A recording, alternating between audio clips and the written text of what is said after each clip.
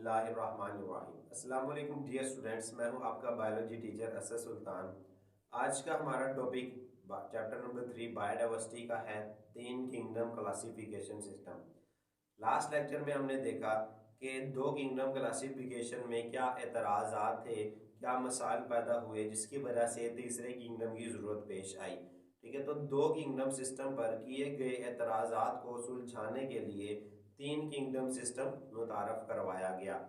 1866 में अर्नस्ट हैकल नामी साइंसदान ने पहले एतराज़ को सुलझाया, जो कि था यूग्लिना जैसे और जानदार जो पौधों और जानवरों दोनों की खसूसियात रखते थे।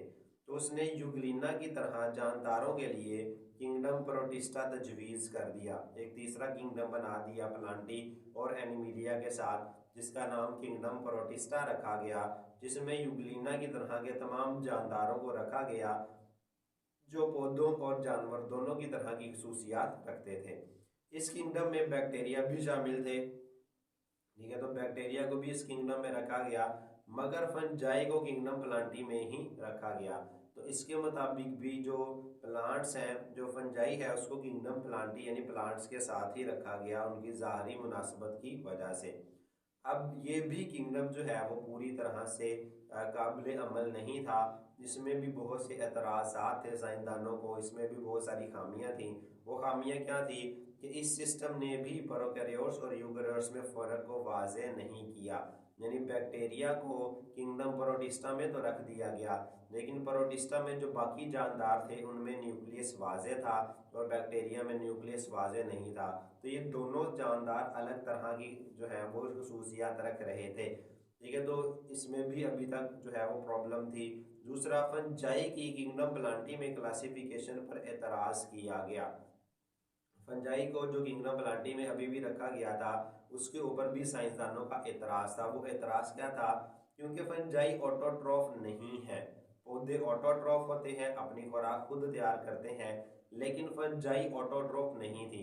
ठीक है, फंजाई हेट्रोट्रॉफ है, बल्कि खास हेट्रोट्रॉफ है। हेट्रोट्रॉफ भी नहीं बल्कि खास हेट्रोट्रॉफ्स है। तो ये हेट्रोट्रॉफ आना है यहाँ पे। ठीक है, तो हेट्रोट्रॉफ्स। ठीक है, तो हेट्रोट्रॉफ वो जानदार जो अपनी खुराक खुद तैयार नहीं कर सकते, हेट्रोट्रॉफ्स कहलाते हैं। अब हेट्रोट्रॉफ जो है उनमें क्या है?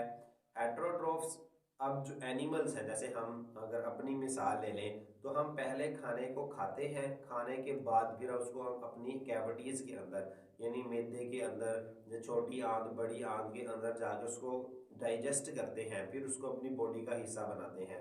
लेकिन फंजाई फंजाई है तो हेट्रोट्रॉफ थी, लेकिन ये एब्जॉर्प्टिव खुराक को जज़ब करके जिस्म में लेकर जाती थी। हम जज़ब नहीं करते, हम पहले खाते हैं फिर उसको डाइजेस्ट करके अपनी बॉडी में जज़ब करके जो है वो हिस्सा बनाते हैं। ये पहले डाइजेस्ट करती है अपनी खुराक को, यानी अपनी जिस्म के बाहर ही ये जो अपने जो डाइजेस्टेड मटेरियल है, जो भी टारगेट मटेरियल है, उसको जिस्म के बाहर ही डाइजेस्ट करती है।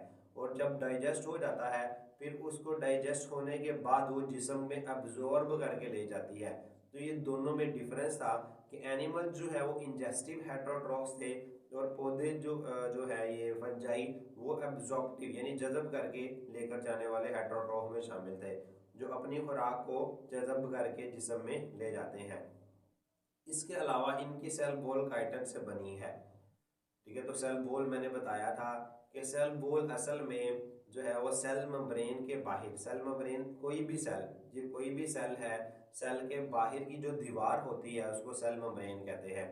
पौधों, फंजाई और बैक्टीरिया के अंदर सेल वॉल के बाहर एक, सेल मेम्ब्रेन के बाहर एक और एडिशनल एक अजाफी मेम्ब्रेन होती है जिसको सेल वॉल कहते हैं। अब जो पौधों की सेल वॉल है वो सेलुलोज की बनी होती है, एक केमिकल है, इसको हम आने वाले चैप्टर 4 के अंदर भी डिस्कस करेंगे। तो पौधों के अंदर जो सेल वॉल है वो सेलुलोज की बनी होती है, जबकि फंजाई के अंदर जो सेल वॉल थी वो एक अलग मटेरियल काइटिन की बनी हुई थी।